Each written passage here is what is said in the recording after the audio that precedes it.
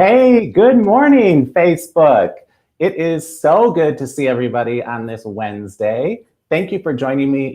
Today is a super unbelievably important conversation. We are talking about saving our restaurants. We have a lineup that is so special, and I'm so honored to be talking to Kristine and David today. We're going to introduce them in just a minute. But first, there's a couple of hot topics, I would say, that we want to talk about. First, I just need to give a shout out because, I had to do a little bit of a set upgrade here. Do you guys like the new elevated fun red flowers to bring DC Live a little bit more style and glamour? Got to have a good shout out to my friend, the Red Petal, for making our set look so fabulous. Make sure to follow her on Instagram. So pretty. Thank you so much, Sarah. And also, good morning, Susan Thaney. Good to see you. Adam Gregory from Amalinda. Thank you for joining us. We're glad you're here for this conversation. And all of the rest of you. Also, here we are. It's the big old DNC week. So you knew I had to talk about that. It's been an interesting watch. Let me know how you guys are feeling about the DNC. But I do have to say, now you guys know me, I love my MKE. Hi, Annette, good morning. This is where we're at. So I just wanna say, if you guys have been watching, MKE, we can do better. Last night, people were doing roll call from the stage. And what about these beautiful murals we have in our city, or on the bridge with the art museum lit up behind? I mean, we've got to show off because no one else is doing it for us. So I was really hoping, but I do have to give a shout out because, Miss Gwen was looking real good. I was just loving her energy. She did her best to get people excited, but I don't know. So far, I was hoping for more, that Milwaukee and our beautiful state of Wisconsin would just be a little bit more inventive and creative about how we showed ourselves off in the few moments that we had. So anyway, the DNC is here. Tonight's a big night. So keep watching, keep supporting. I also wanted to quickly let you know, tomorrow morning on the Morning Blend, today's TMJ4, we have a super fun, entertaining in style with David Caruso edition. Make sure you watch. I'd love to see you at 9 o'clock on today's TMJ4. We are having a fabulous pandemic picnic. I can't wait until the pandemic part is taken out, but that's what we're doing, and it's going to be super fun. Mike, I know there was no mention of MKE. It's getting hard. There are very few in between comments. We got to do a better job to our national media folks. Also, Chef Dan Jacobs. Have you guys heard? He is so fantastic. And the cool thing is that Chef Dan was recently this past weekend on Beat Bobby Flay on the Food Network. And I just want to give you guys a special heads up. Guess who's going to be on DC Live next week?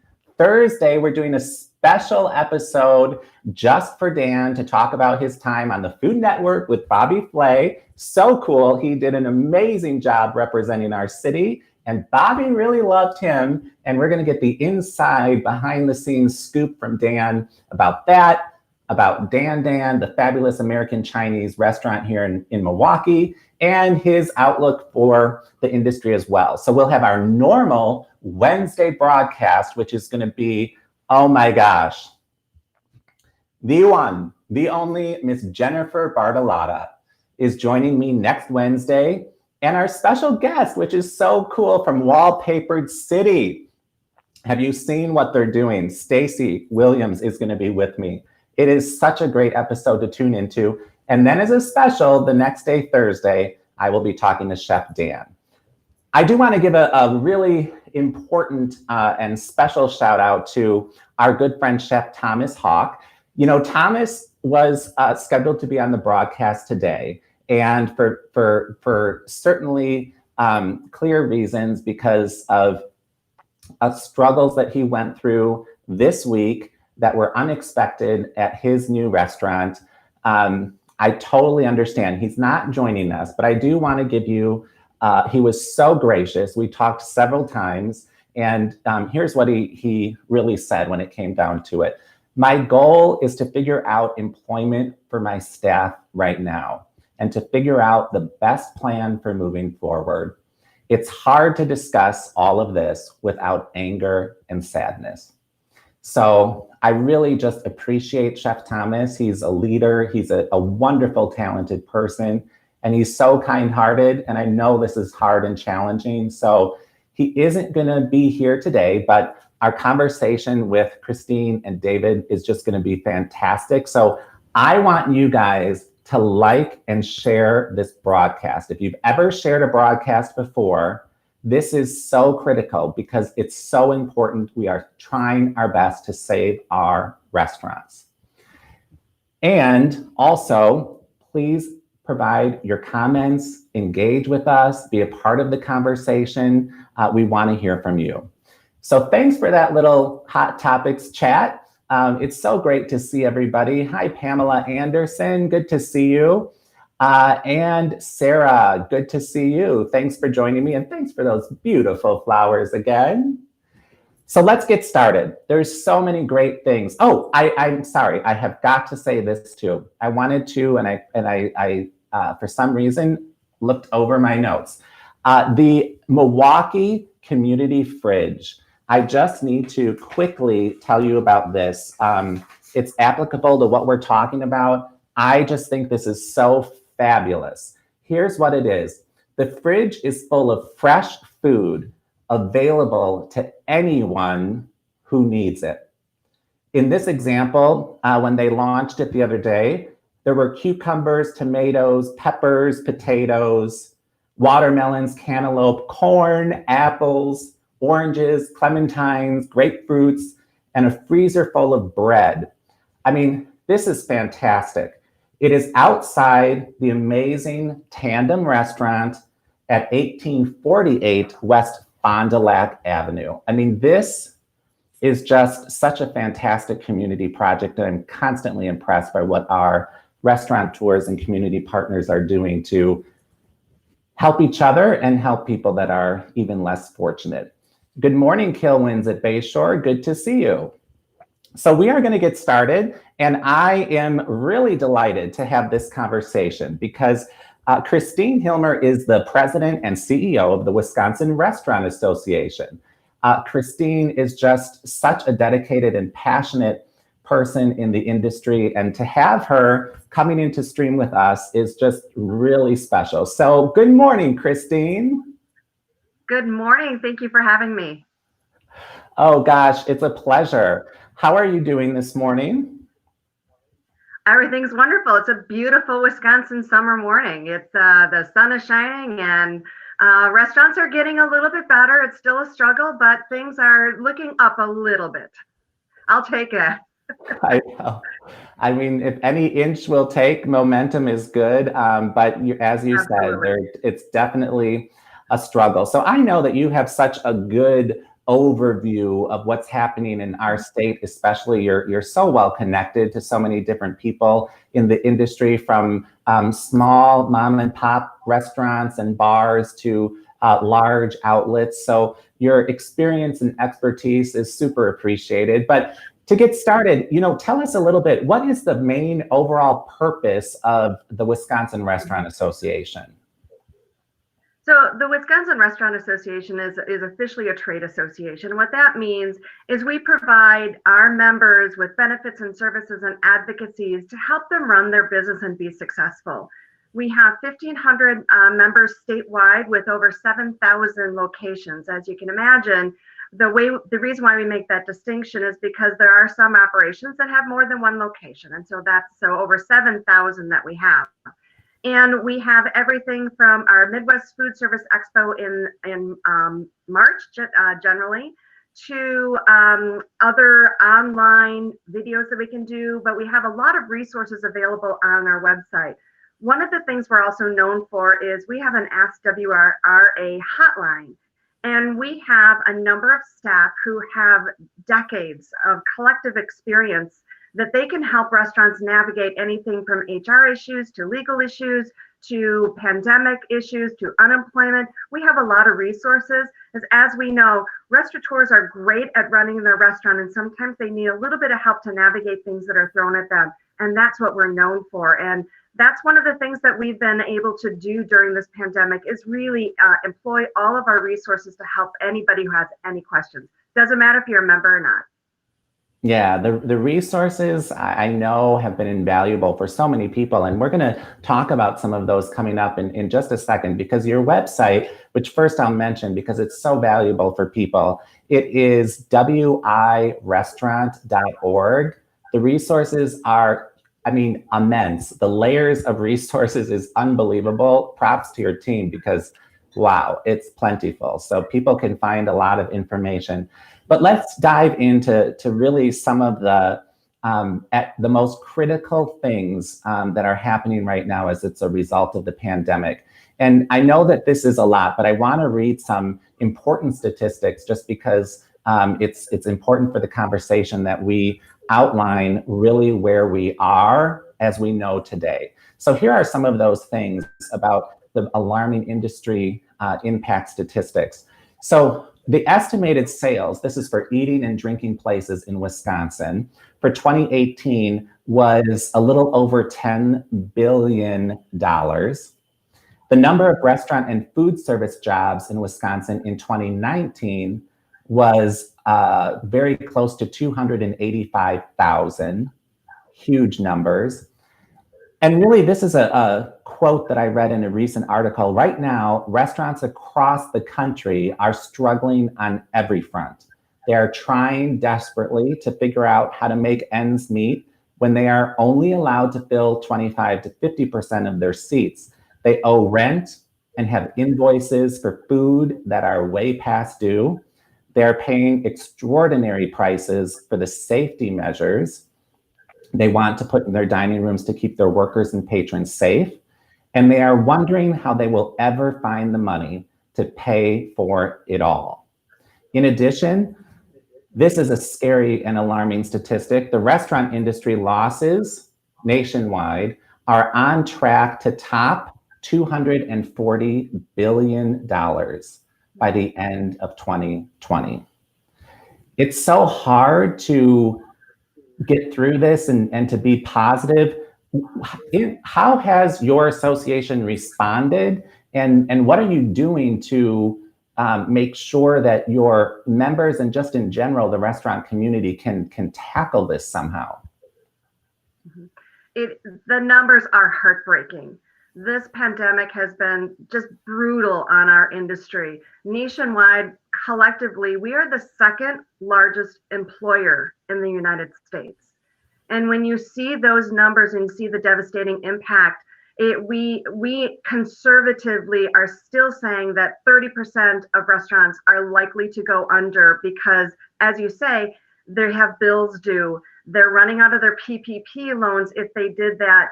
And they're underwater and they just don't see a way out of it. And when you think of how many jobs and people that supports, it's just an overwhelming way to look at the brutal nature of this pandemic on restaurants. So our association, when this first happened, we knew that our members and really the industry as a whole, and so I'm gonna kind of take the member piece out of it, because when we pivoted to all of our resources, we did not make a distinction between member and non-member because we knew that the impact was so great. And so my team went into crisis mode and we pivoted all of our operations into a few key areas, one of which was outreach. So we had a calling campaign out to all of our members and former members and all of their locations, but we also beefed up the SWRA hotline that I mentioned before. And so anybody who had any questions, whether it was about the PPP loan, about the changes, and that's the one thing that's been so astounding, we have had changes every single day in some way, shape, or form. And even though you may understand something one day, all of a sudden something changes at 180 degrees later, and they need, well, now what? Now what does this mean to me? So I have a fantastic team in Madison. That's where our headquarters are located. And they really have pivoted to providing every resource we can possibly can. But not only providing it, we've gone the extra step to verify that it's correct. Because as things are changing so quickly, we knew that people were counting on us and their livelihoods were on the line, and we had to get it right. So sometimes we may not have gotten out that press release or that information out just that same hour that you heard it. We took the time to verify what is correct, what is not, what is fact, what is fiction. So the information we gave out was correct. We had thousands of calls and emails and things that people needed help with, and that's what we pivoted towards. Now the volume of calls coming in has reduced, and we're now starting to get back a little more to normal, although normal, I'll say it air quotes, what is normal anymore? But that's what we are known for, is we are here for the industry. We are here to answer questions. And then, and then one of those pivoted things is we have a very heavy advocacy effort at the local level, at the state level, as well as the national level, because we know how hard it is to run a restaurant in a normal day. And these are not normal times. And as you said, with all the statistics, it's brutal. So we are trying every way we can to help our restaurants survive, and then have all those jobs survive for all of their employees. Right. And, you look at these examples too, that are really so just drastic, I know, but you see visually what's happened to the industry. And this might be hard for viewers to see on the screen if it's small, but according to this source, which is in the lower right corner, the year-over-year decline of seated diners in restaurants in the US was a staggering 50.81%. And this was just as of August 16th, 2020, last weekend. So what I like about what you're saying, Kristine, is that use the hotline, because I feel like some people are stuck in fear right now, and they just don't, they're intimidated, they're afraid, they're just thinking, is it easier to give up?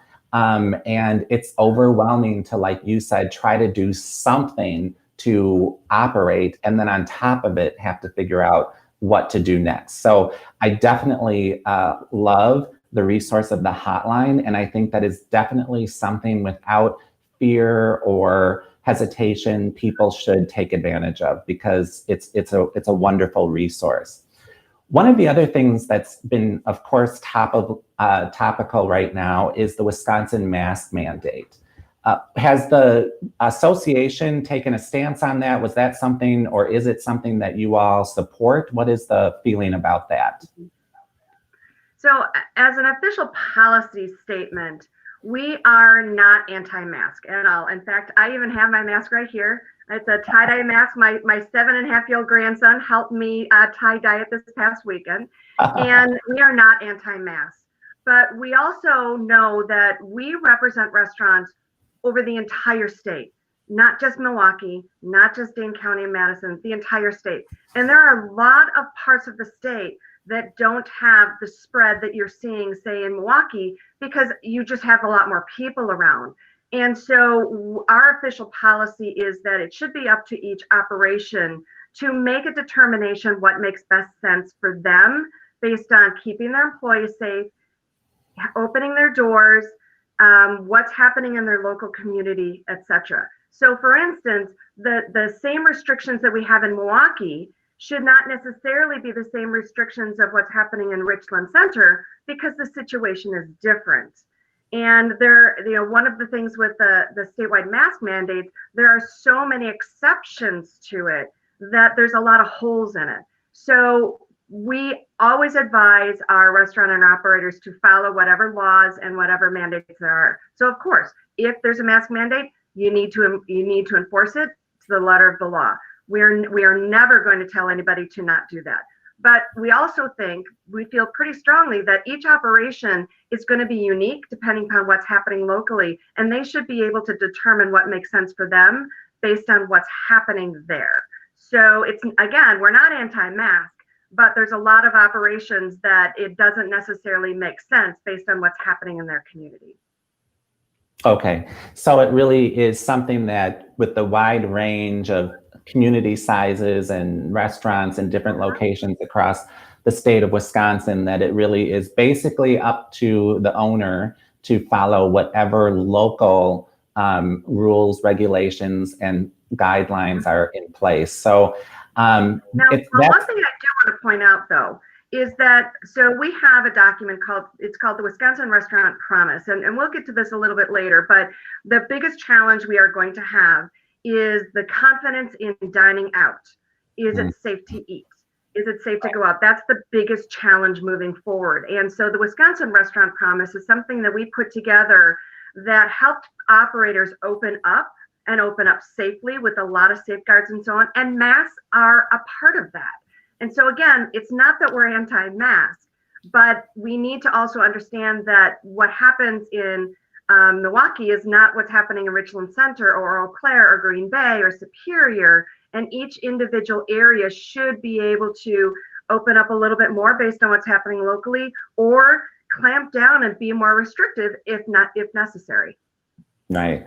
And that's important too, because there are definitely ways to track what's going on in each area. And I think for the restaurants to be on top of that, and even just to get, feedback from customers and community is so important, to constantly be, surveying and attentive to what basically the people that provide us the revenue and income are telling us, they're comfortable, and ultimately, staff and ownership and everyone operating that restaurant is most important in the puzzle. It's so hard to figure out, but that's good information.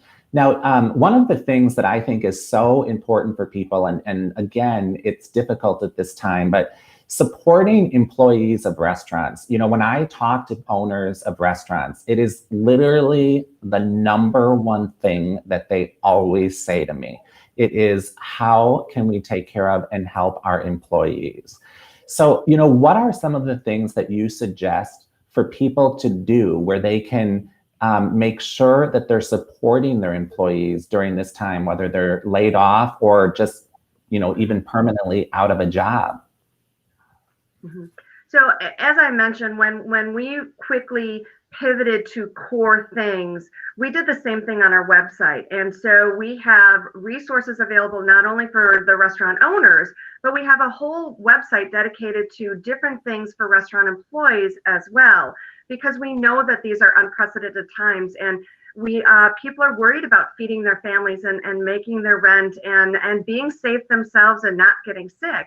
And so all of those are critically important. So we definitely have resources available, and the hotline is not just for restaurant operators. We take them from employees too, so that if an employee has an issue, it's like, I'm not quite sure how to handle this, call us. That's one of the things that we are helping them navigate, because sometimes they're very personal, and it's all kept confidential. So if somebody calls in and says, I'm not sure how to handle this, my restaurant ... we can help them talk about what their options are, help them navigate this, and we do not turn them in. We don't then call the restaurant owner and say, so-and-so called me about XYZ. We don't do that, because we understand that sometimes there may be a misunderstanding. Sometimes you need a neutral third party to help navigate it, and so that's what we're doing. Government, in the government relations area, in the advocacy area, we also have been really vocal with the state of Wisconsin that we need to get the unemployment issues figured out. A lot of the folks that haven't gotten their unemployment checks are from our industry. And these are people who have maxed out their credit cards, who don't want to lose their home, who need to feed their family. So we need to get this figured out. We've also been very vocal about stopping any evictions, about doing rate abatement, rent abatements, and not only for the employees, but also on the business side, because restaurants, as you said, they're underwater and they're in the red and they're struggling to pay their rent. And so we need to figure out how we can support everybody. Ultimately, we have to support the restaurants to make sure that they survive, because ultimately that's where people need to be able to go back and have a job. And if the restaurants go under and the restaurants aren't there, the jobs aren't there. And so we have to support both the restaurant and the employee, because both are critically important in order for a restaurant to survive. Right. I mean, those are all such important points. One thing that I've seen that's been kind of, uplifting and positive through this is that even employers who don't have a job for people anymore are helping them find job openings. They are providing them with unemployment options. They're really acting as kind of a counselor for their employees who are struggling. I like that some people have even put together some private Facebook groups, but I think the point is that during this time, communication is key, and staying engaged with your people is really, really critical. I've just seen such great examples of that, and I think that that's important too. Another thing that I saw on your website that I thought was really fantastic, and I just want to make sure that people have this information, different from your particular hotline, but this is really for people that need help with mental health resources. And I just know that there are lots of people who at this time are feeling that they need this help. And it is simple. It is matter of fact, just texting hello to 741-741. And what's so great is that in minutes, a crisis counselor is in touch with you over text. And sometimes people just feel more, they're just able to take this first step and to text their concern than to feel that they have to start by talking to somebody. So this crisis hotline is really important for people, and I hope that if you need, people will take advantage of it. So really important. Your toolkit. So you have a COVID-19 toolkit. You've mentioned it, but this is something that people can go to wirestaurant.org and definitely download, print, save, share with people. But in this toolkit, like you've mentioned, there are just lots and lots of resources, and I want to make sure people know about that to go there. One of the things that you talked about in that toolkit is some marketing examples. This is, I know Gregory's watching from Amalinda, but people are doing some really creative things. Have you loved what you've been seeing online? It's one of the things that's been fascinating and really cool to watch is the entrepreneurial spirit that has been coming out from many different restaurants. And this is great, a veggie pop-up. We've also seen where a restaurant will create meal kits that you can purchase and take it home, and they have a little recipe card, and you can work on cooking that with your kids, and you can have that restaurant quality meal at home from all those great ingredients, or a take at home cocktail kit would be another idea. So there's a lot of creativity, and that's the one thing that we know that restaurateurs is they are creative, they are entrepreneurs, they are trying to be cutting edge, and a lot of that stuff is coming out. This is a huge paradigm shift for the entire industry, and it's causing that creativity to come out, and it's really neat to see. So if there's those glimmers that I like and I take solace from, it's from that people are really coming together, figuring it out, trying new things, and that's really neat to see. It really is. And I want to make sure that people know as well, the media is looking for these stories. They want positive stories to highlight restaurants and people that are, in this case, on the rebound. So definitely encourage people to get your story out, make sure people know about it, because there are opportunities to share. And the real hope is that it will help people bring in some business too. Delivery and carry out, this has been a huge topic for people. And it's one of those things that I think some operators are still struggling with, especially if it wasn't a part of their normal everyday business. But as it is for delivery, what are some of the important considerations that people should be keeping top of mind for this, whether it's their own service or a third party? Mm-hmm. So this is a little bit of a soapbox issue for me. So when anybody will listen, this is what I will tell them. Call the restaurant or go to their website to figure out what they recommend. Please don't do it over a third-party app. Sometimes and I'm not saying that delivery is bad, and I'm not saying the third-party delivery is bad, but there are some problematic areas. Some of these third-party apps does not have a formal relationship with the restaurant. And so the restaurant doesn't even know that their food is being delivered by a third-party app until they walk in the door and have a logo on their shirt. And sometimes they're 30 minutes late and getting it, or sometimes they're picking up 6 different meals. And if you happen to be the 6th one, your food is cold. Is it safe to eat? Because you don't know the conditions in the cars. So figure out what the restaurant recommends versus doing it through the apps.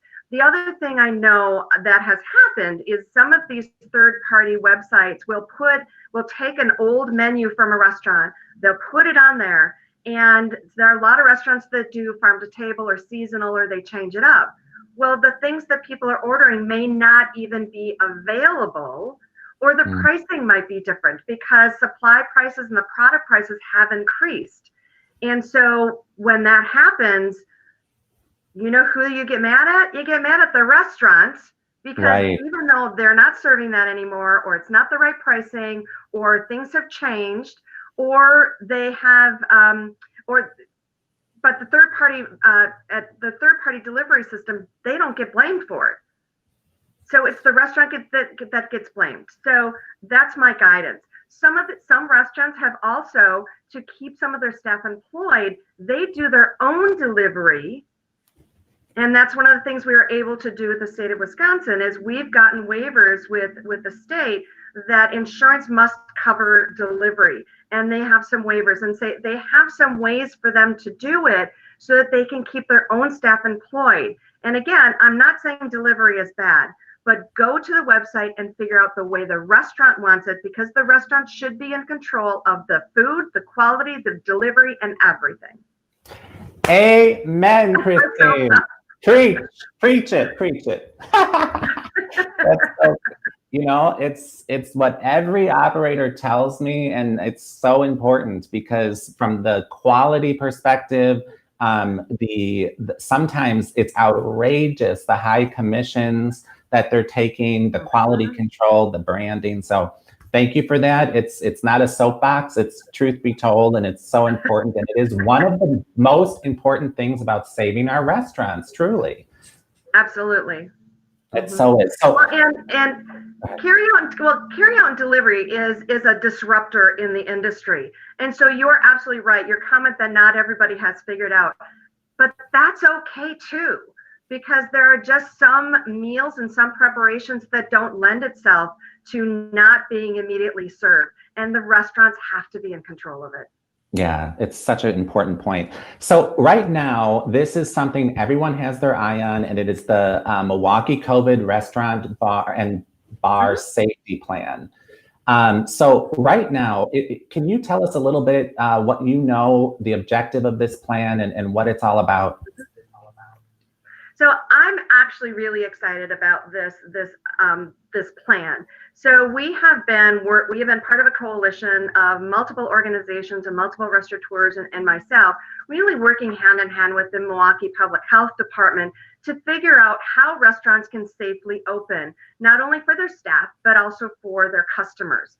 And the initial plan was that it would be voluntary, so that if a restaurant wanted to be phase-proof, so that if we had to, God forbid, backtrack in our phase and be able to have to close things down, by having an approved safety plan, restaurants and bars would be phase-proof, and they would be allowed to remain open to the max capacity allowed by their facility. And so it's not even a percentage capacity anymore, because that's an arbitrary number. It's how many people you can serve safely while maintaining social distancing and having all the right things in place.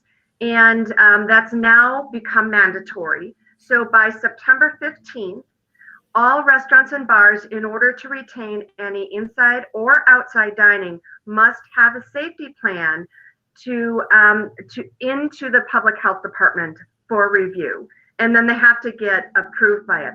The one thing I'm really excited to see is that the public health department has been really willing to work with restaurants to figure out the best way for each facility. In the past, the relationship with restaurants and bars and the public health department has been a little bit, head to head, but they really are taking the stance that we are trying to educate help people get these plans approved and what makes sense and what's practical, while also helping them open up to the best of their ability. And if there is a problem, or if there's an outbreak at a restaurant, they will come in and they will help you. Maybe we need to make a tweak here. Maybe we need to make a tweak there. But the effort is to get bars and restaurants open to the best ability that they can. And it really is groundbreaking. Nowhere else in the country are they doing this. And we're starting to have conversations with other public health departments to see if this is a model that we can employ elsewhere. So for instance, we're talking with Dane County Public Health Department. Kristine, let me ask you one thing, because I don't want to overskip this one point. But so nowhere else is doing it and nobody else is doing it, like you said. So it is definitely very forward thinking. But do you think that there's a reason why no one else is doing it? Does it maybe because it's not really quite right time, or are we just innovative? I think it's very innovative. What we're seeing is the phases, that 25% capacity, 50% capacity, 75% capacity. So, but this is also very staff intensive for the Milwaukee Public Health Department. Mm-hmm. And we've actually also gotten training for some of our hotline members so that they can answer questions. I did see a comment that popped up about 100% capacity. This isn't about 100% capacity. It's about the capacity that your facility can have while maintaining social distancing and safety for your staff and for your customers. So I think that is a huge misunderstanding, like so huge. I think what you just said is the crux of this, because what people are putting on social media when they get the certificate is not that. They are posting, we've been approved for 100% capacity. So that is a misunderstanding. Some could be. It really depends upon their facility. So if you have a large banquet hall and a 6-foot distancing allows you to go up to your max capacity, that is a possibility. But it's the facility that is the limiter. It's not the plan. 6-foot distancing is critical. Masking is critical in these plans. Sanitation, your practices, what's left on the table, everything is part of it. It's not just about capacity. It's about the entire picture of how you're keeping people safe. Okay. The other thing I want to mention is it's a big thing that you got to, it's a lot of information. So you're right about that. It's comprehensive, but these are what restaurants are already doing. So they know how to be safe, they know how to be sanitary, and now they're stepping up even further. So they know how to do this. So I think it's a good model. And I think that, yes, it's a little bit of a chore to get through it. But I think if you have a great safety plan, there's no reason why you shouldn't be able to open up to the capacity your facility allows while maintaining social distancing and safe practices. That's what this is about. And do you know that if somebody doesn't submit their plan by September 15th, what happens? They are not allowed to have inside dining or outside dining. They can continue to have carry out and delivery, but you are no longer allowed to have any dining options at your bar or restaurant. And this is regulated by the health department? Milwaukee Public Health Department. Okay. So this is, it's so like hard to keep track of. It's so interesting. There's so many layers. I just think so many people are stuck because it's so overwhelming. So I appreciate your clarifications. I know that it's controversial in many ways. So I appreciate that you are upfront and forward about the details and the facts, because it's the only way that we can, get through this for sure. I want to start talking about the Restaurants Act, but I think to do that, I'm going to bring in David Marcus, because there's really some great community spirit behind this, and I think it's important to get the perspective too. So our good friend David Marcus from Marcus Investments and the parent company of Hospitality Democracy, I'm going to bring into the stream now. We all know that those fabulous restaurants are AJ Bombers, Onesto, Smoke Shack, Blue Bat Kitchen, Holy Moly Coffee and Donuts, just unbelievable locations. So hey, David, how's it going? Excellent, David. Thank you. And hi, Kristine. Yeah, I'll tell you, it's funny. When this whole thing first started and the information fire hose, went off, one of our first calls was to Kristine and the Restaurant Association, because as a collection of small businesses, having the association really be a position where we could all come together. And I really think it was important in terms of putting pressure on the legislators to get for example, the first round of PPP. I know that they were very instrumental in creating a voice for our industry. Yeah, I think that's very good to point out as well. I want to get some feedback before we get into the Restaurant Act, but this has a little bit more to do with the restaurant and bar safety plan that we were talking about. And it kind of plays into this fact, especially in our region. David, how do you think people are going to respond to fall and winter is coming? Yeah, so winter is coming. I'm assuming this is all part of it, but to be honest, I was having dinner at a great new spot in the 3rd Ward the other night, and I said to the owner, have you thought about winter? And she goes, Mr. Caruso, one day at a time. So well, look, winter is all I'm thinking about right now, and it was to the point of every restaurant and every physical business is so different. So early on, when they were struggling to reopen, the mayor was struggling with that decision. We were fighting and wanting it to reopen because we know that the days of outdoor serving and outdoor dining are precious in this town. And those are our opportunities to safely create environments that are safe dining, really nicely spaced. And the city really did ultimately get on board. And you're seeing it all over town where restaurants are spilling out into the streets. And that's really been a fantastic savior for the restaurant industry during this period. It's enabled us to get back to numbers where at least we can pay our bills, keep staff employed. So between that and the PPP, prior to this, okay, we're here. We've had landlords who've been cooperative, but the fall and the winter is really where we have anxiety about, and we're working very hard to create plans on how to take some of this outdoor space and partially enclose it to lengthen our season so that we can be safe, add heaters, have some protected environments that are spaced out. Because, if you have a smaller restaurant complex, it's, some of the spacing will be very difficult to do without outdoor dining. Onesto is an example where we have a great situation where we have an upstairs that we use for private dining. Well, private dining, as you know, is struggling right now in terms of having events has been hit. But when the cold weather comes, we'll be able to take what wouldn't be our normal capacity and use our upstairs to keep the same amount of people being served safely and spaced-wise. Because as you mentioned earlier, restaurants, we want to, it's funny with the whole mask mandate. The fact that it became so political and that you could spot a conservative or a liberal based on whether or not they were wearing a mask became crazy. But I look at it as a capitalist. And if even for, if it allows us to stay open longer and keep our business open longer, to me, if it just reduces things and keeps spread down, I'm all for it. I don't like wearing them. It's not fun wearing them. For the kitchen staff who are working long hours, it's not easy. But I look and I see surgeons and nurses around the country are doing it all the time. So the mandate has been helpful for restaurants because you basically have young kids working at the host stand trying to explain to someone that they're not trying to infringe upon their freedoms and their rights.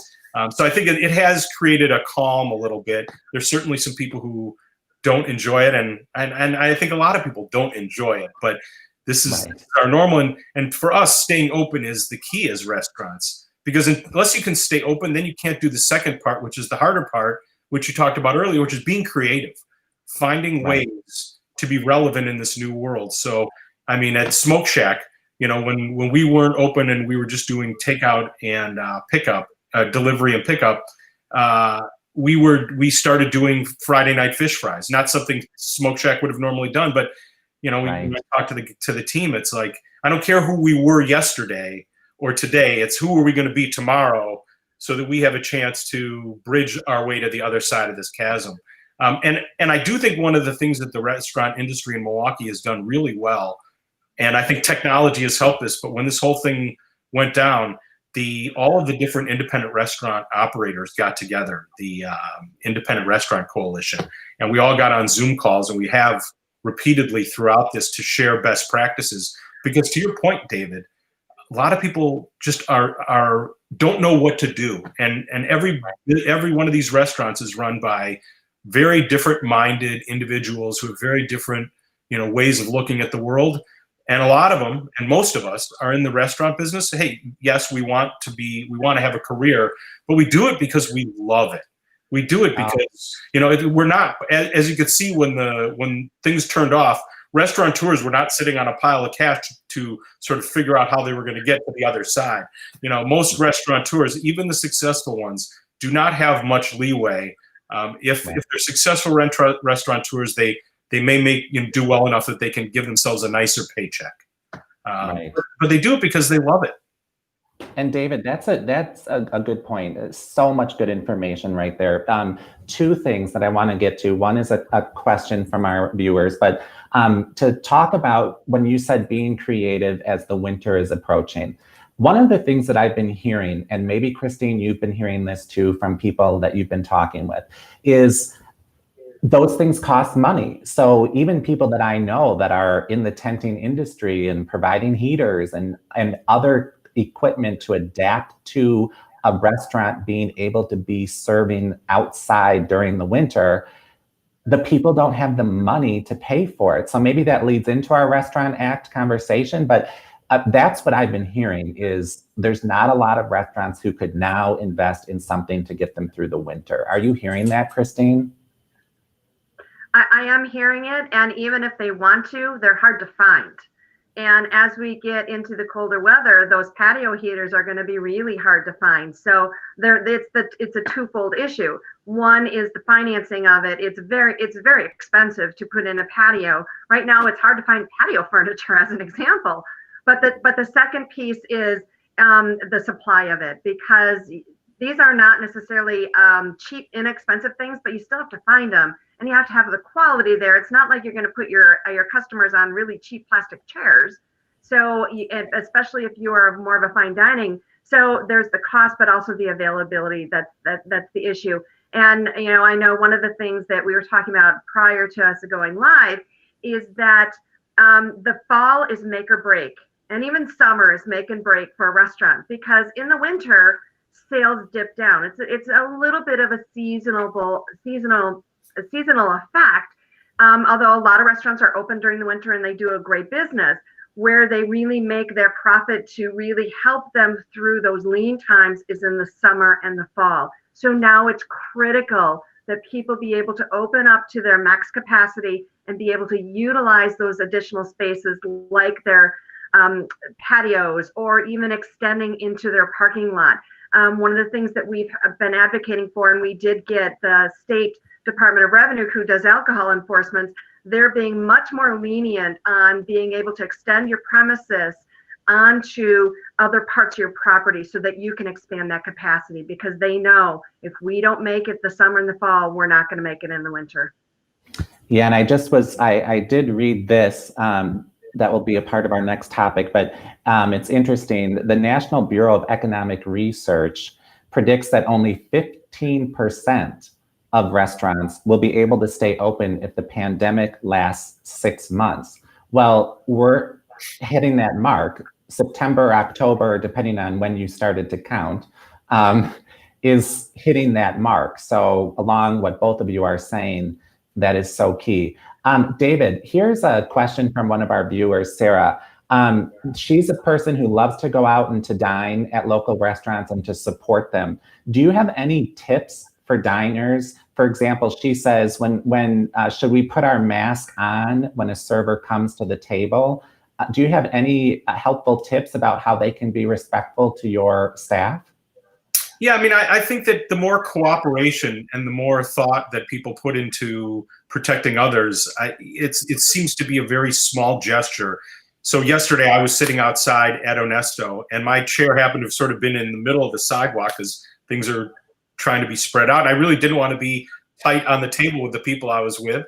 But so as I sat back and I realized people were walking by me and my servers were coming over, I put on a mask for a while I was in that situation. So I think it's about courtesy. I think it's about going the extra mile for your neighbor right now, because I think we're in a time where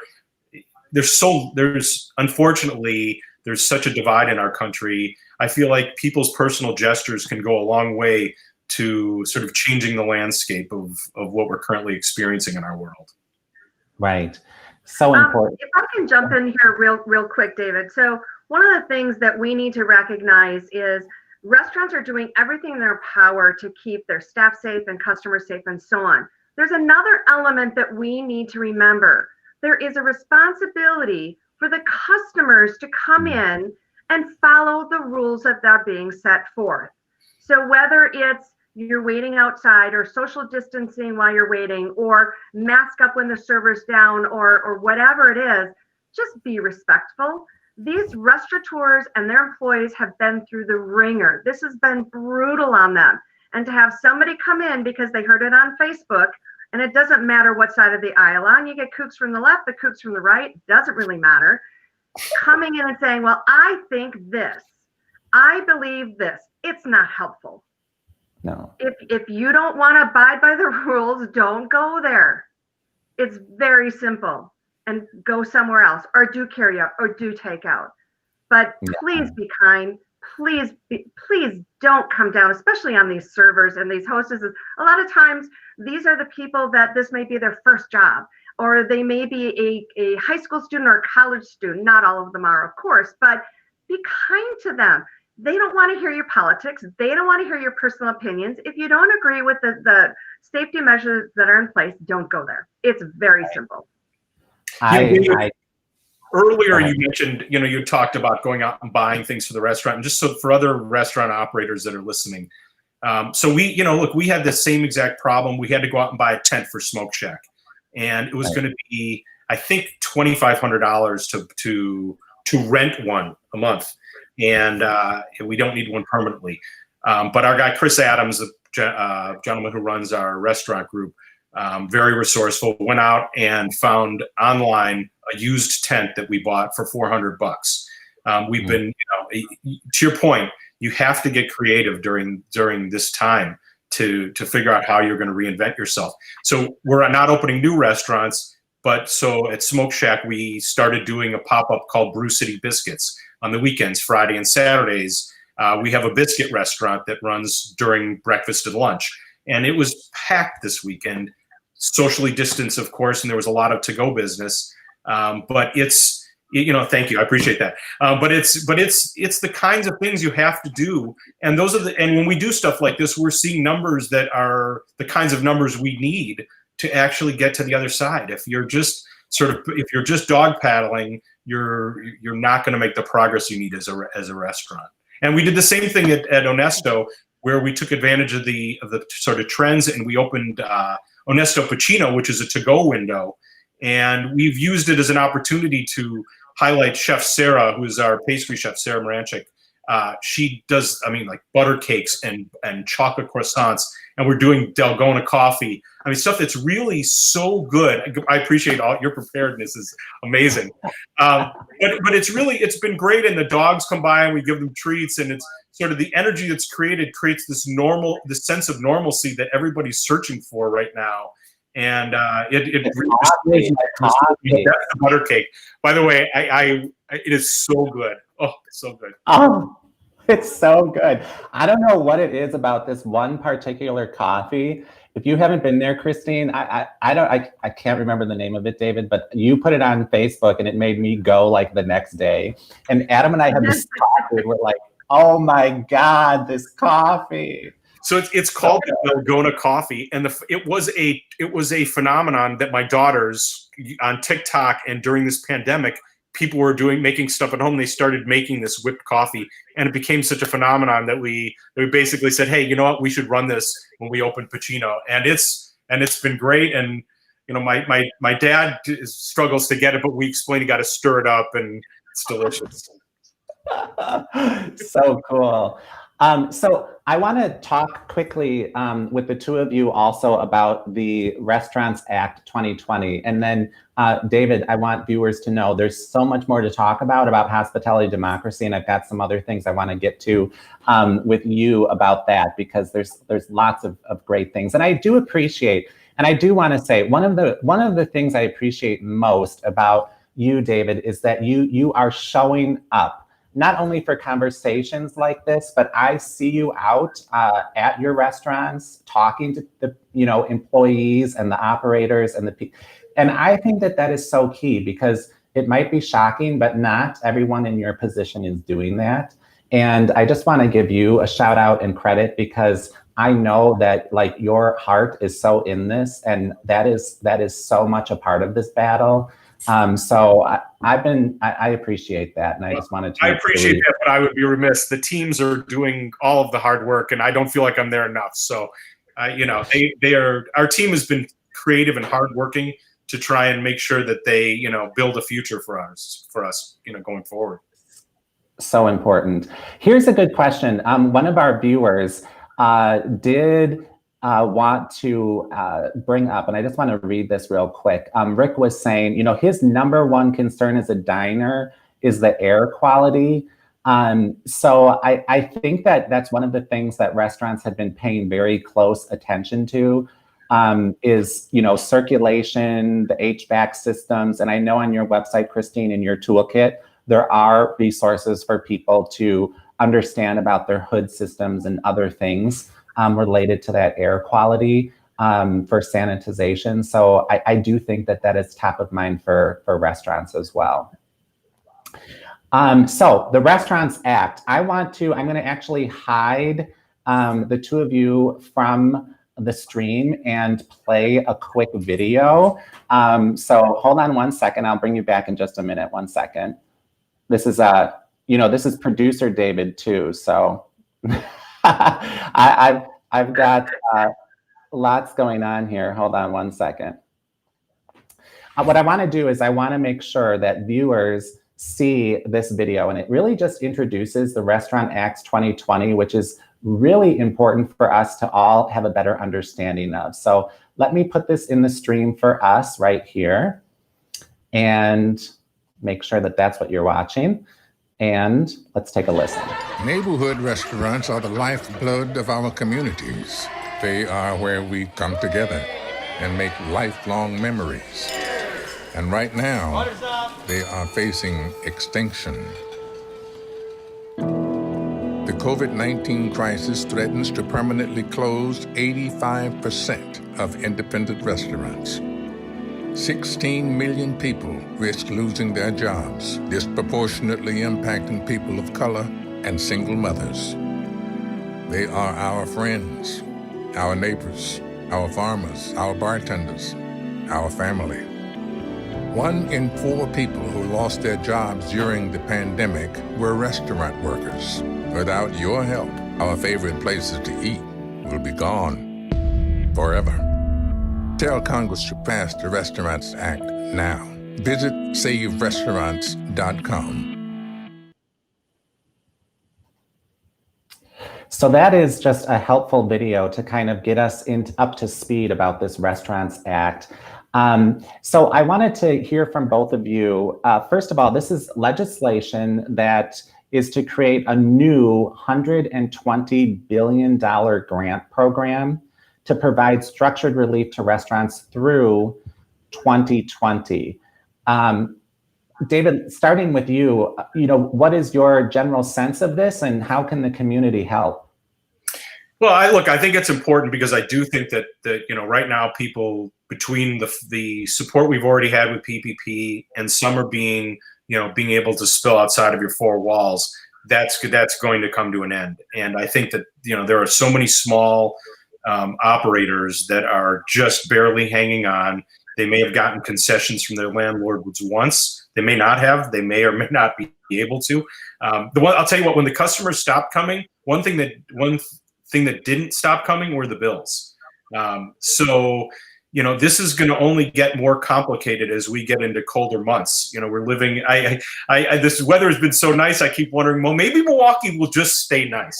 Now I know that's probably not the case. I think that having this fund in place, I think is important. But I think that having it the first time they went through PPP, they were just and everyone was doing a really great job in getting it in place. But they couldn't think of all the things that would need to be considered as the rules were put in place.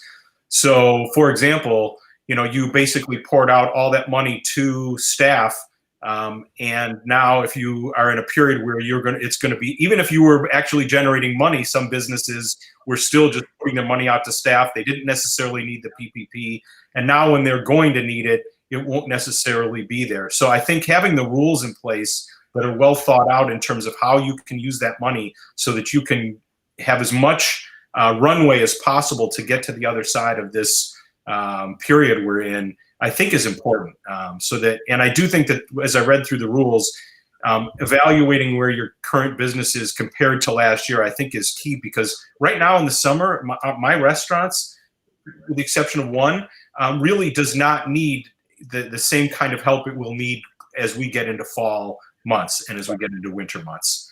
So I think that, really having it be well thought out is key. And I think having support on the ground from the public is really key, because it is the squeaky wheel that gets help.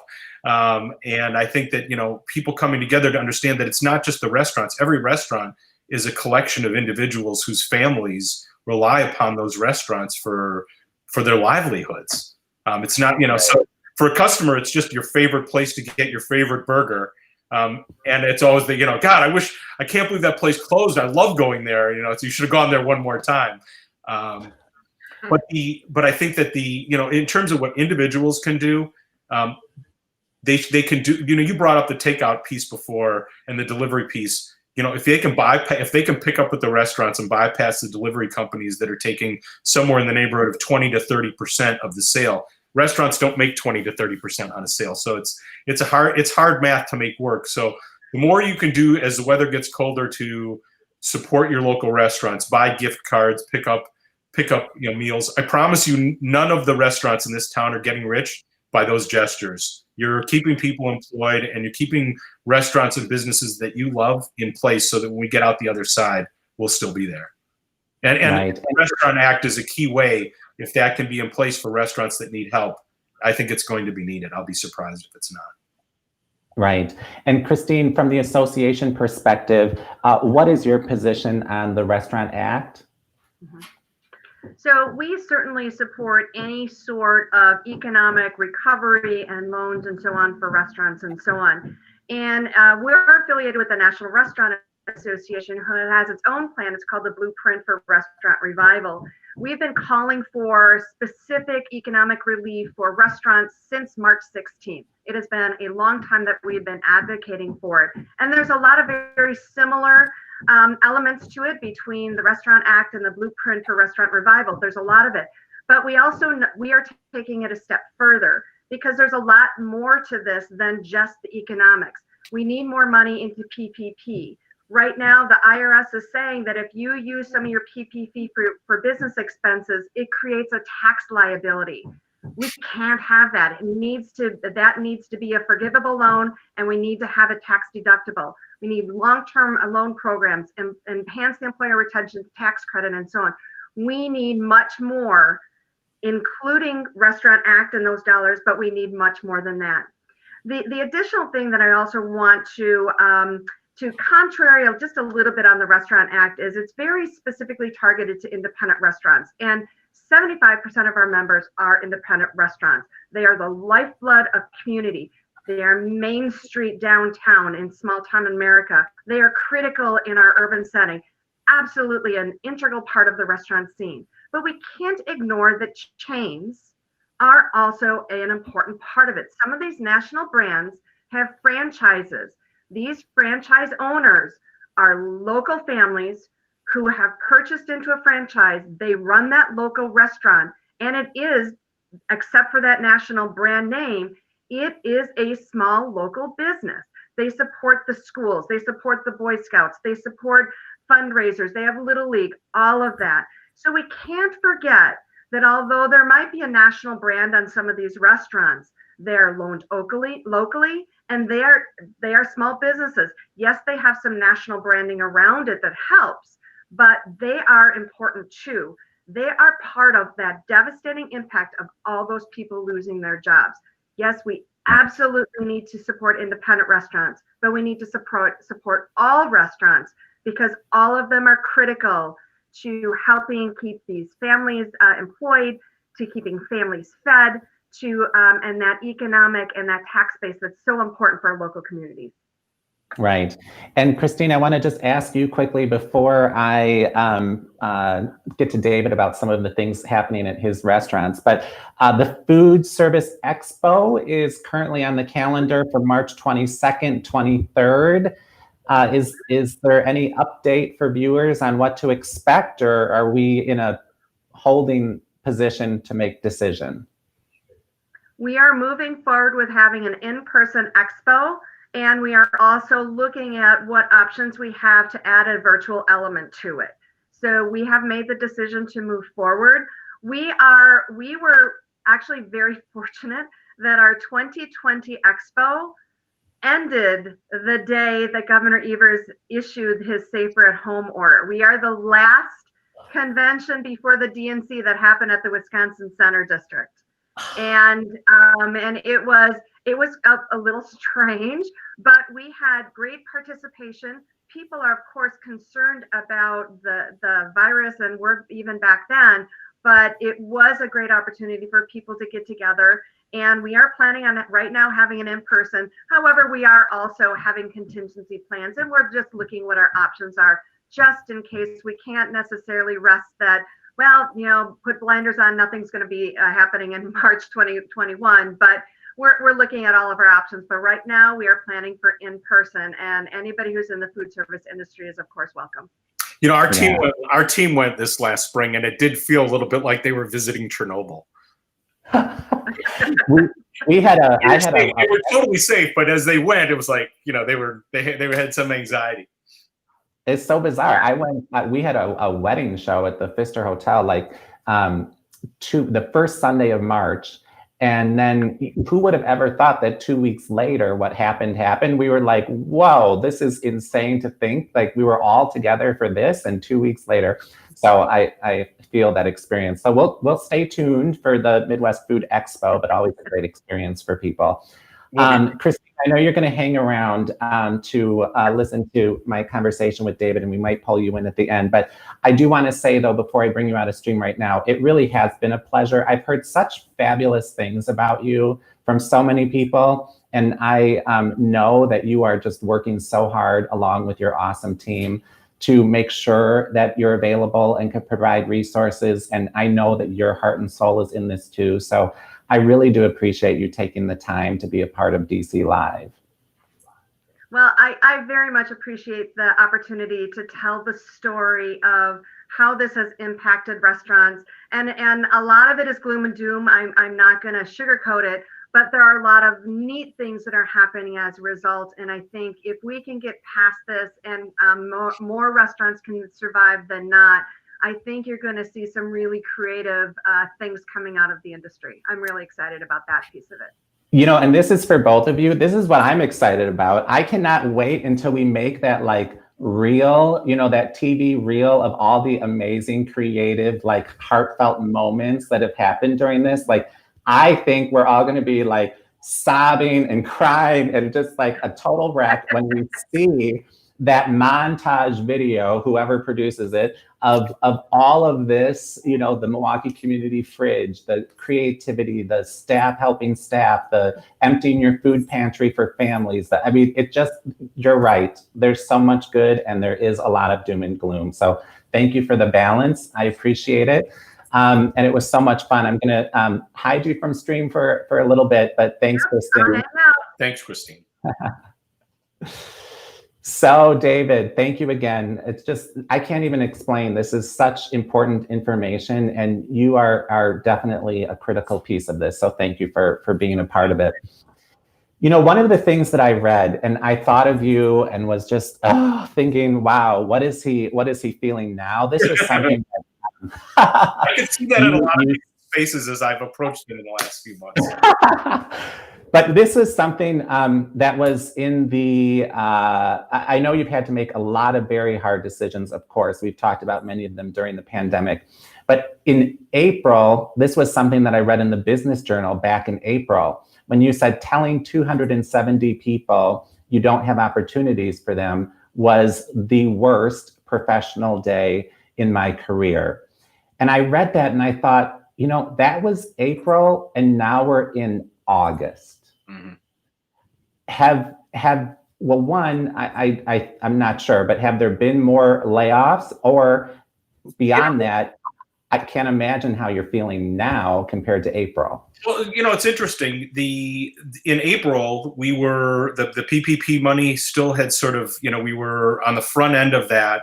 And, you know, that had started to solve the problem of the 300 people that we had to tell them we didn't have opportunities. So then during that period, they were getting paid.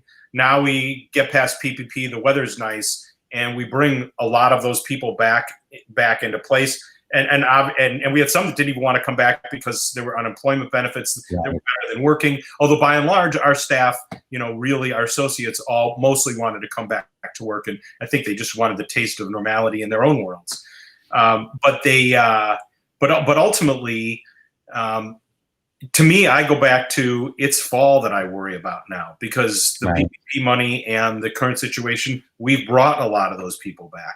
But that first 3 weeks where we realized we just had no economic way of keeping those people in place before the PPP money came, and then the unknowns about, you know, trying to communicate and build plans for associates so that they could figure out their best path forward, and how are we going to make sure that they had food.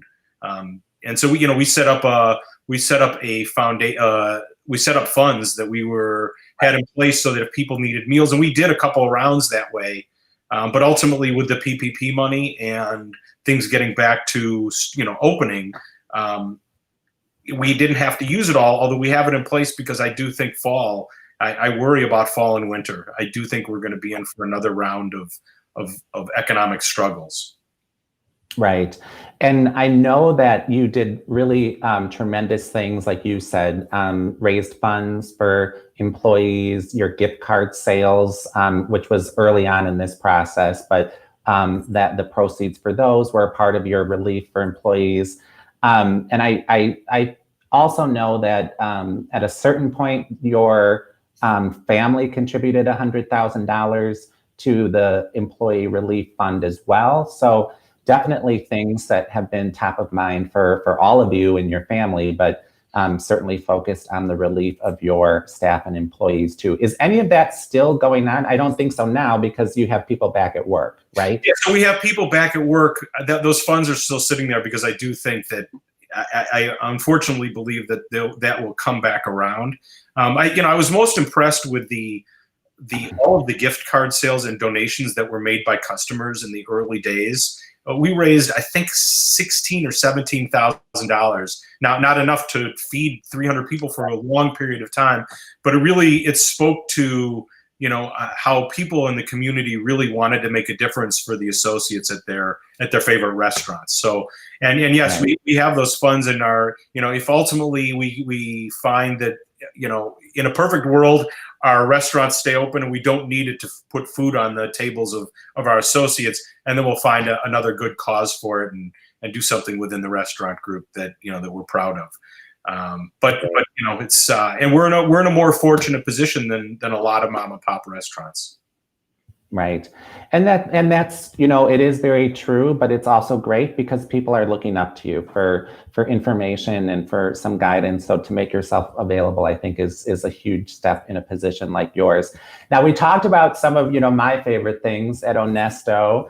I've been looking at those biscuit pictures at the smoke shack, like, ooh, I got to get there. So definitely check out hospitalitydemocracy.com, because all of the dates for like the pop-up brunch and all the other things that are happening at your outlets are on hospitalitydemocracy.com. So viewers can definitely find it there. But what's so cool about the smoke shack, besides, well, one, the food. Oh, it's so good. It's so good. I'm hungry. I know it makes you hungry, but I also do love about this, like you said, it's a not tiny, but it's a small restaurant, which is part of the charm, but I do love the expansion of the outdoors. So that is definitely something that has been a plus for this location too. Been huge, especially during this period, having that outdoor area. And that is where we put the tent, because we think we can utilize both of those spaces to give us just enough capacity to figure things out. Now, the Smoke Shack has been great for to-go, and we launched something called Smoke and Wings, which are, is really, it's kind of goes off this idea of the ghost kitchens. So we figured, we've got these kitchens and they've got capacity. What else can we do out of them to be relevant in this delivery and pickup world? So we launched Smoke and Wings. We take wings, we put them in the smoker, and then we fry them till they're crisp, and we use a variety of sauces, and they're fantastic. And so, it's things like that. And it's really, being creative. And once you get past that first period where the information is overwhelming, the fear is overwhelming, and then you could sit back and say, okay, what are we going to do to make a difference and to be relevant and be creative? I mean, that's the fun part. So especially when it works. At Blue Bat, I see your swag wear that you have on today, but at Blue Bat too, I mean, honestly, for people that haven't been there, sitting on the river in the Third Ward on any time is fabulous. But right now, when outdoor dining is so key, it really is a great location. And the things that you've done there too, I mean, you see these taco plates and everything else. I mean, it's a great spot. I have to tell you a funny story about my first time there. And this was, way back when you first opened, but I went there for lunch, and the staff, of course, was fabulous. But what I loved is that they came up to the table and they introduced themselves, did everything they were supposed to do, and then started telling us about the flights of tequila. I was like, well, it's 11:30, so I'm not quite sure I can handle that. I did the fried Brussels sprouts instead, which was like, didn't quite get me to where I wanted to go, but it was still fabulous. If you told me I'd be recommending Brussels sprouts when I was a kid, I would never believed it, but the way they're made there, it's so good. It's so good. It's so good. The burgers. That first week, I was shocked. We sell tequila at lunch, but I was amazed at how many people were buying tequila flights at lunch. I was like, okay. It was awesome. It was so cool. I wanted to talk about Holy Moly too. Yep. Of course, their fabulous bakery is so great. I love the creativity about the offerings of Holy Moly. Everything homemade, fabulous, delicious. I like that I don't know, do you say small batch? But yeah, like once they're sold, they're sold. Exactly. I mean, pretty much, and that's really at all of our restaurants. We try and be really, we're foodies, and we try and pick food segments that are affordable, but try and do them better with, so Smoke Shack, all fresh meat, the donuts, all, in our bakery, all, we don't use mixes. We make everything ourselves. And when we're out, and our feeling is be better at it, be better at service, and, people will keep coming. And that's, it's the long-term relationship with the customer that drives this business. Ooh, Sarah's cakes. Sarah is a hidden gem. Her skills, everything is so good. She's knocking it out. And I love these celebration cakes. I mean, you got to check out the Facebook and Instagram, but the celebration cakes are so cool. I think that's kind of a new thing too, but being creative, like you said. The other piece that I wanted, AJ Bombers, we talked about, we didn't talk about, but I showed the burger. So fun there. And that's definitely a cool family friendly place that everybody loves. Those burgers. Oh my God. Unbelievable. So it's just, and you know, the environment is so cool. The Big Boy Trivia Burger there is so good. Oh. That was my first job, was working at the Big Boy Commissary when I was a kid.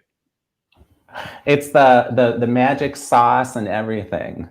I love that. So great things happening at all of the locations. You know, as we're here in the DNC, I do want to touch on that because, you know, you like me and other areas of your company as well. We're all looking forward to so many great things happening in our city. And I have to tell you, David, like I've been watching TV at night and I just can hardly watch it because I'm so depressed thinking these people are supposed to be here. Well, and they don't, and it's funny because I think they referred to Milwaukee as a place we were all going to gather. They don't, I mean, it's the fact that we're not even sort of getting our props, I find it very disappointing through all this. But when I think of what Milwaukee has lost this year and the timing of everything that's happened between the DNC and a Ryder Cup and a Bucks championship happening at the Deer District, just the amount of things that really were set to really showcase Milwaukee. It's sad for our city. You know, when I think of the restaurants are hurting, but really the whole community got sucker punched on this. Yeah, and there's no other way to look at it. And, you know, our friend, Peggy Williams-Smith, she would, you know, they have done such good things about getting out the video, the content, the B-roll, and they're not the only ones. I mean, we have got a city full of like amazing new murals and people that are just doing such awesome things and story. The Milwaukee Strong Project, the video. I mean, where are these things? They've just finally convinced all of us Milwaukeeans to be proud and stand up and take credit, and we're finally doing it. And then, bam! I know. And where is it all? So that's my question. But you know, I was also looking. There was this was kind of disturbing to see, but this was something given to the Democratic National Convention Committee, advised convention participants to sign this pledge. This is part of the pledge, to not patronize Milwaukee's downtown bars and restaurants during the week, which is right now, these couple of days of the National Nominating Convention. I mean, talk about another sucker punch, right? Yeah, it's you know what, it's you know, it's when you're laying on the floor bleeding, you don't even notice someone kicking you one more time. God. You know, it's so unfortunate, and it's such a, you know, it's just add insult to injury. It's hard to see that, and I just try to look away. Honestly, you can't control it. It's so hard. It's so hard. Well, I want to give a shout out too, because they're opening. We've got some great social distancing time in Marcus movie theaters. I think it says right here, select locations opening this Friday. A couple of days opening, and I think this whole exercise this last 6 months has shown, you know, people really want to get out. People want to go and they want to see other people. I think the mandates and the rules are kind of protecting us from ourselves a little bit, because our instinct is to go be around each other and to go spend time. So I'm happy to obviously see the movie theaters opening, and I know people are happy to get opportunities to go out and do things. So yeah, I'm excited for it. And I know that a lot of thought and concern has gone into it. So I know we're going to be safe, and it's going to be fun to have those experiences again. You know, before we bring Kristine back in for a goodbye, I just want to say to you, David, and really to your whole family. I mean, you know that I'm a huge fan in so many different ways for everything that all of you do, not just hospitality, democracy, but certainly on all levels of the Marcus Corporation. I just love your dad in that sculpture, Milwaukee. It's one of my biggest obsessions, so you know that too. He's but amazing. Yep. To see it now, what it's become, it's exciting to see. When I see that red Solo cup in the 3rd Ward, it's so cool. Cool. Yeah, no, he's an amazing man, and you know, the people that are a part of when you go through stuff like this, you see it at Marcus Corp or on our private side, it's really the people that drive everything. And so to see them doing all that they do, and you know, you've always been an amazing supporter, and we appreciate that. Yeah. So Thank you, especially during this time. I know there's a lot going on, and knowing that you said yes to speak with me on DC Live, I really am very grateful. It means a lot to me. And I know people were really grateful to have you to listen to as well. So thank you for that, my friend. I really do appreciate it. I can't wait to see you transform our rooms in the future. I miss those. I miss before and after. I'm like, how did he do that? I'm ready. I'm so ready. Let's bring Kristine back in just to so we can all say our goodbyes. So Kristine, welcome back. Wasn't that a great conversation too? It was great. I do have to say I was really disappointed when the DNC asked people to not visit a bar or restaurant in Milwaukee. Our restaurants and bars have, worked over a year to get ready for this, to make sure that it's safe and so on. I also just scratch my head because I'm wondering, a lot of these people are from out of town. Where and what are they going to eat while they're here if they don't go to a bar or restaurant? I'm a little confused. I don't get it. I mean, I don't understand what the point was either, but it's so hard because like, David was saying earlier, it's just like one gut punch after the other. And I think just to wrap up, I do really believe that, like you said, it's this one gut punch right after the other. And some people can take that and some people can't. And I'm just grateful that the two of you who can take it, and also work through it and to be in a position to be helpful and to be change agents and influencers. I just am so grateful that there are people like both of you, because there are so many people suffering and not sure how they're going to get through this. And I hope that that's what gives you the passion to continue on the fight and the journey and the roller coaster, because ultimately I do believe that for both of you, that is truly what the bottom line is. So thank you for that. Thank you, David. Well, thank you for having us. I know that restaurants are so important to our culture, so important to our communities, and the fact that they're at risk of going under is just brutal. And so we want to do everything we can to help make sure that everybody survives. And whether you're in the 3rd ward, you're in the city of Milwaukee, or you're in Altoona, doesn't matter. We want to make sure that restaurants are around for everybody to go to. And thank you for all that you're doing to help us spread our story. Yes, thank you. It's my pleasure. So thank you both. We will talk soon, and I'm going to meet you guys somewhere. We're going to meet at that Blue Bat and have some tequila. Trust me. I'm in. Let me know. We're ready, Kristine. I'm gonna send that invite. Thanks, you guys both. Yep. Be well. Take care, and we'll see you soon. Oh my gosh, so great! Wow, I just am reading the comments, and so many people are grateful for this conversation, and I'm grateful to all of you for watching. So thank you so much to everybody. I do want to remind you, next week Wednesday is another Do Not Miss. David Caruso live 9 a.m. with the fantastic Jennifer Bartolotta. Can't wait for this conversation.